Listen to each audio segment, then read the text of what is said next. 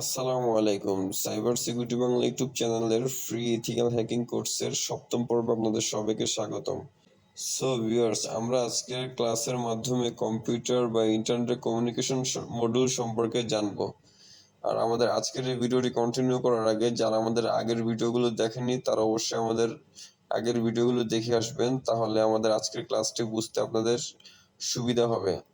So বন্ধুরা, আমাদের মূল ক্লাসে ফিরে যাওয়ার আগে যারা এখন আমাদের ইউটিউব চ্যানেলটি সাবস্ক্রাইব করেননি তারা অবশ্যই আমাদের ইউটিউব চ্যানেলটি সাবস্ক্রাইব করবেন এবং পাশে থাকা বেল বাটনটি অন করে দিবেন, যাতে পরবর্তী লেটেস্ট ভিডিওগুলো নোটিফিকেশনের মাধ্যমে আপনার মাঝে পৌঁছে যায়।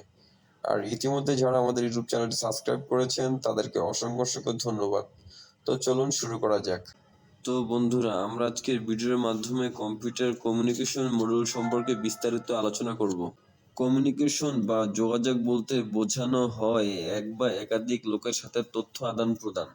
যেমন উদাহরণস্বরূপ, আপনি যে আমাদের ফ্রি ইথিক্যাল হ্যাকিং কোর্সের ভিডিওটি দেখছেন, এই ভিডিওর মধ্য দিয়ে আপনার সাথে আমাদের একটি যোগাযোগ গড়ে উঠেছে এবং এই ভিডিওর মাধ্যমে আমি আপনাদেরকে যা বোঝাতে চাচ্ছি সেটা যদি আপনারা বুঝতে পারেন, তাহলে ধরে নেওয়া যাবে যে আপনাদের সাথে আমি কমিউনিকেট করতে পারছি এবং আপনাদের সাথে যে আমি যে কমিউনিকেশনগুলো করছি এই কমিউনিকেশনগুলোর কিছু নিয়ম আছে।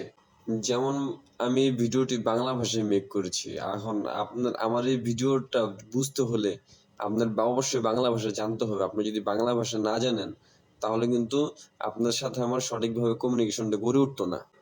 এবং আমরা আপনাদেরকে কি শিখাচ্ছি সেটা কিন্তু আমরা বলতেছি এই ভিডিওর মাধ্যমে। আমরা যদি এটা যদি না বলতাম তাহলে কিন্তু এই ভিডিওতে যদি কোনো কথা না বলতাম তাহলে কিন্তু আপনারা বুঝতেন না যে আসলে আমি কি বুঝাতে চাচ্ছি আপনাদেরকে। আরো সোজা ভাষায় যদি কমিউনিকেশনের নিয়মগুলো আপনাদেরকে বুঝাতে চাই, যেমন মনে করেন যে এই ভিডিওর মাধ্যমে যে আমি যে আপনাদের সাথে কমিউনিকেশন গড়ে তুলতেছি, এই ভিডিওতে আমি যে ভাষাটা ইউজ করতেছি সেই ভাষাটা কিন্তু আপনাদের জানা আছে বিধায় আপনারা আমার কথাগুলো বুঝতেছেন।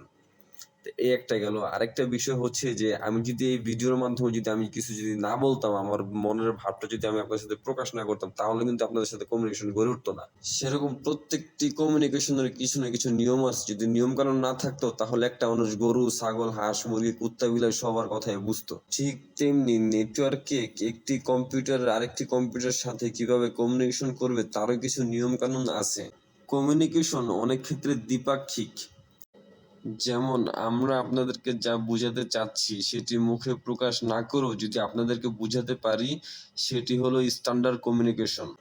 তবে এই স্ট্যান্ডার্ড কমিউনিকেশনের জন্য কম্পিউটার আছে সর্বজনীন স্বীকৃত মডেল।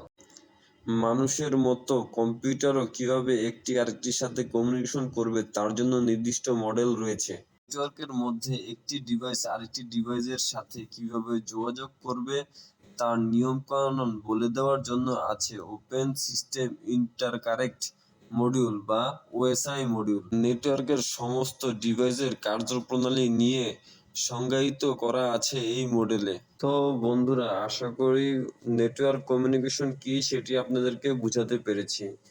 সো ভিউয়ার্স, আজকে এই পর্যন্তই। আশা করি সবাই ভালো থাকবেন, সুস্থ থাকবেন। আল্লাহ হাফেজ।